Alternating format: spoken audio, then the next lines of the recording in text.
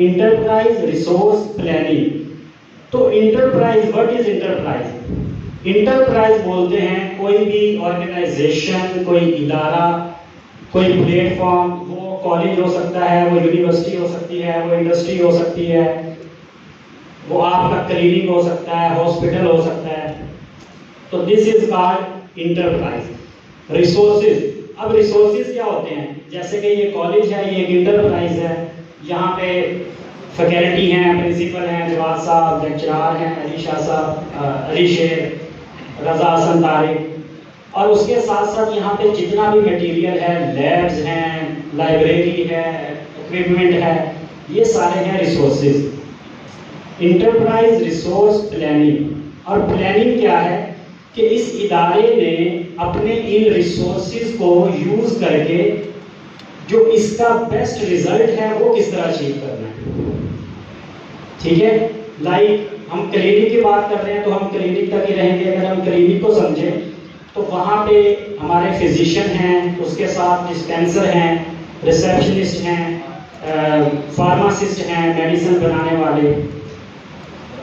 ان لوگوں نے کس طرح اپنے کلینک کی جو ایفیشنسی ہے، ایفیکیسی ہے، ریزلٹ ہے، اس کو کس طرح انہانس کرنا ہے اور وہ مطلوبہ نتائج حاصل کرنے ہیں جو انہوں نے ٹارگٹ سیٹ کیا ہے.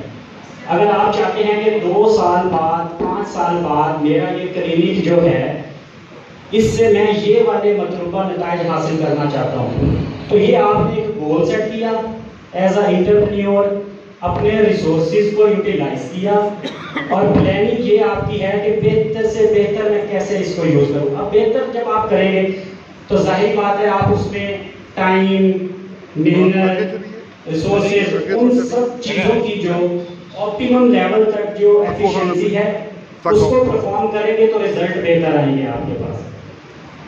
ٹھیک ہے، تو یہ پلاننگ 5 سال بعد آپ کی ریزلٹ کی شکل میں سامنے آئے گی. لیکن اب اس کے جو ماڈیولز ہیں، اس کا جو یوز ہے اس کی طرف بڑھتے ہیں. امید ہے کہ ERP ہوتا کیا ہے یہ آپ کو پتہ چل گیا ہوگا. اب آپ نے اس کو یوز کیسے کرنا ہے، یہ امپورٹنٹ کیسے ہے، اور اس میں آپ کے لیے چیلنجز کیا ہو سکتے ہیں. بیسیکلی یہ انٹیگریٹڈ سافٹ ویئر سسٹم ہے. انٹیگریٹڈ مطلب یہ ایک ہب ہے. ہب ہے لائک آپ سائیکل، موٹر سائیکل کی بات کریں تو اس کے ٹائر میں سینٹر میں ایک ہب ہوتی ہے، اس ہب کے ساتھ وائرز ہوتی ہیں اور وائر کے ساتھ پورا وہ ٹائر اٹیچ ہوتا ہے، ٹائر کے ساتھ ٹیوب اٹیچ ہوتی ہے، وہ پورا ایک یونٹ بن کے چلتا ہے. بٹ کنیکٹ وہ کس کے ساتھ ہوتی ہے؟ ہب کے ساتھ. ٹھیک ہے، اگر ٹائر پنکچر ہو بھی جائے تو وہ گھومتا رہتا ہے، لیکن ہب نہیں ہے تو وہ نہیں چلے گا. تو ERP بیسیکلی ایک ایسا پلیٹ فارم ہے جو آپ کے جتنے بھی آپ کے آپریشنل یونٹس ہیں ان کو اپنے اندر انضمام کرتا ہے، اپنے اندر سم کر لیتا ہے، اور پھر وہ سارے یونٹ جو ہیں وہ ایک بہترین ایفیشنسی کے ساتھ اپنا کام پرفارم کرتے ہیں. اس میں ہم ہوتا کیا ہے بیسیکلی، اس میں پیشنٹ کے حوالے سے جتنی بھی کیٹیگریز ہیں اس کی اپوائنٹمنٹ ہے، اس کی ہسٹری ہے، اس کا ڈائگنوسس ہے، اس کی رپورٹس ہیں، اس کا چیک اپ ہے، اس کی میڈیسن ہے، یہ سارا کچھ آپ جو ہے وہ اس میں ایڈ اپ کرتے ہیں. ٹھیک ہے، اور اس کے ساتھ ساتھ جو آپ کے اتھارٹیز ہیں، ریک ہے، NCT ہے، ان کے لاگز ہوتے ہیں، ان کے قوانین ہوتے ہیں، وہ بھی آپ کے ساتھ اسی میں ایک موڈیول کے اندر ایڈ ہوتے ہیں جس سے آپ رہنمائی دیتے ہیں. اس کے بعد centralize data access. Centralize data access یہ ہے کہ جیسے میں 2 سال پہلے یہاں پہ 3 سال پہلے ہمارے اسلام طبیہ کالج میں ایز اے لیکچرار تھا، تو جواد صاحب نے کہا کہ آپ کئی مارکیٹ سے کچھ سامان لینا ہے، اور ہم نے آلموسٹ 5-6 لاکھ کا سامان منگوایا، اور یہاں پہ لیب کا جو اکوپمنٹ تھا وہ منگوایا، لائبریری کا سامان، یہ وہ. NCT کا وزٹ تھا تو جواد صاحب نے کہا کہ رجسٹر لے کے آؤ. اب رجسٹر بنے ہی نہیں تھے، مطلب ظاہر بات ہے کام میں مصروف رہے وہ ساری چیزیں. تو جو بھی وہ رجسٹر، پیپر ورک، وہ سارا بعد میں ہم نے خود بنایا. اس کو کہتے ہیں مینیپولیٹڈ کام. سمجھ رہے ہیں آپ کہ وہ رسیدیں، وہ ساری چیزیں، وہ اب ہم کہاں سے لائیں. اسی طرح اگر ہم اس کو ایگزامپل دیں، اچھا وہ پھر دوسرے کو بلاتے ہیں، لائبریرین کو بلاتے ہیں کہ جی آپ بتائیں کون سی کتاب ہے، کون سی نہیں ہے. اس کو ہوتا کیا ہے کہ یہ سینٹرلائز ڈیٹا ایکسیس جو ہے یہ جو انٹرپرینیور ہے اس کے لیپ ٹاپ کے ڈیش بورڈ پہ پڑا ہوتا ہے. وہ ڈے بائی ڈے جو ایکٹیویٹی ہو رہی ہے نا اس کو یہاں پہ مانیٹر کر رہا ہوتا ہے. کل کتنے پیشنٹ چیک ہوئے, کون سی ادویات زیادہ یوز ہوئی, کون سی کم یوز ہوئی, آنے والے دنوں میں کس کی ایکسپائری قریب ہے, کتنا بجٹ انویسٹ ہوا, ایکسپینس, بلنگ, مطلب فائنانس, بلنگ, یہ ساری چیزیں وہ ڈیش بورڈ پہ ایک بندہ اس کو مانیٹر کر رہا ہوتا ہے. باری باری بلا کے پوچھنا کہ اچھا کون سی لائبریری میں بک موجود ہے, کون سی نہیں ہے, کون سی ہم نے خریدنی ہے, لیب میں کون سا کیمیکل ہے, کون سا نہیں ہے. اس کو آپ اپلائی کریں اپنی کلینک پہ, جیسے میں نے کہا, تو آپ سارا کچھ دیکھ رہے ہوتے ہیں. اچھا اب اس کے جو میں نے شروع میں کہا پلاننگ, کہ پلاننگ کے جو نتیجہ ہے وہ ہمارے پاس کیا نکلے گا. فرض کر لیں کہ یہاں پہ ماشاءاللہ یہ بڑے ایکسپیرینس حضرات بیٹھے ہیں جو طباء کرام ہمارے, یہ ایک دن میں 50 یا 100 مریض چیک کرتے ہیں. تو ایک سال میں کتنے انہوں نے چیک کیے, 360-65 دن ہیں, فرض کر لیں 36,000 کر لیے, کم کر لیں 20,000 کر لیے. ایک سال میں کتنے پیشنٹ آپ نے چیک کیے, 1 لاکھ. 5 سالوں میں کتنے پیشنٹ آپ نے چیک کیے, 5 لاکھ. ٹھیک ہے نا. 5 سال بعد آپ کو کسی بھی ڈیٹا کی ضرورت پڑتی ہے, کسی بھی چیز کی ضرورت پڑتی ہے, کوئی اتھارٹی آپ سے پوچھتی ہے, کوئی آپ کلیم کر دیتے ہیں, اس کلیم کے لیے آپ کو پروف چاہیے ہے. تو میرا بھی خیال کہ اب تک ہم لوگوں نے 5 سالوں میں اگر 5 لاکھ پیشنٹ چیک کیے ہیں تو ہمیں ان سب کی جو ان کی جو فائل ہے جس میں سارا ڈیٹا ہوتا ہے, اس کی ہسٹری ہوتی ہے, اس کی میڈیسن ہوتی ہے, وہ ساری چیزیں ہم نے سیو کر کے رکھی ہوں گی. میرا بھی خیال کہ ایسا ہوگا. ٹھیک ہے. اور بجٹ کے حوالے سے کتنا ہم نے انویسٹ کیا, کتنا آیا, تو ایسا ریکارڈ ہمارے پاس کہیں بھی موجود نہیں ہوتا.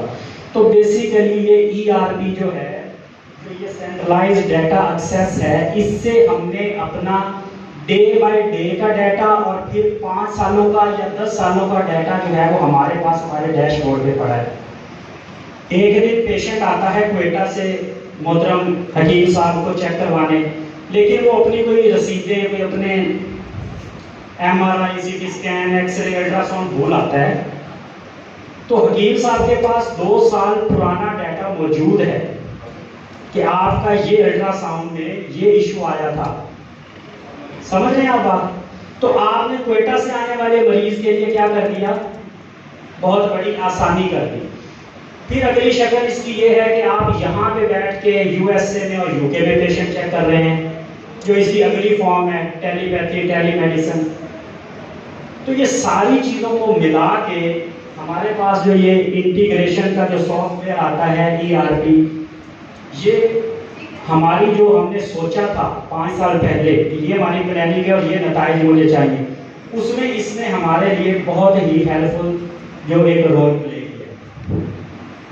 تو میرا خیال ہے کہ یہ اب آپ کو اس کا میکینزم سمجھ آ گیا ہوگا کہ کس طرح. اب ہم بات کر لیتے ہیں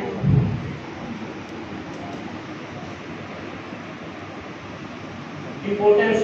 اب میں نے امپورٹنس بھی ساری بتا دی. بیسیکلی پہلی سلائیڈ میں نے اپنی پوری پریزنٹیشن کا کرکس بتا دیا اور ساری سلائیڈز کا تھوڑا تھوڑا میں نے آپ کو بتا دیا ہے. آگے میں سلائیڈ شیئر کرتا جاتا ہوں, میٹیریل کے طور پہ آپ سے بھی شیئر ہو جائے گی اور آپ اس کو ریڈ بھی کر سکتے ہیں. اب ہم بات کر لیتے ہیں چیلنجز. یہ اس میں موڈیولز ہیں. موڈیولز میں پیشنٹ مینجمنٹ میں نے آپ کو بتا دیا, اس کی ہسٹری, اس کی میڈیسن ٹریٹمنٹ, اس کا سارا جو آپ کے پاس ہے. اور ہربل انوینٹری کی بات آپ کر لیں, آپ نے ایک ڈرگ خریدی تھی 4 سال پہلے, وہ یوز ہی نہیں ہوئی, اب آپ خود بھول گئے ہیں کہ یہ میں نے کب خریدی تھی, آیا کہ اس کی ایکسپائری کب تھی, کیا تھی. اب آپ اس کو یوز کرواتے ہیں تو مسئلہ, اگر ضائع کرتے ہیں تو یہ چیزیں ساری. پھر بلنگ, ہیومن ریسورسز, ٹھیک ہے, رپورٹنگ اینڈ کمپلائنس. تو یہ ساری چیزیں آپ کے پاس ڈیٹا کی شکل میں سیو ہے. یہ ساری باتیں وہی ہیں جو آپ ڈسکس کر چکے ہیں. کس طرح آپ نے اپنی انوینٹری کو سیو کرنا ہے, آپ کو پتا ہو ٹیگ لائن اور اس کی کوانٹٹی, اس کی ایکسپائری, اس کا یوزیج.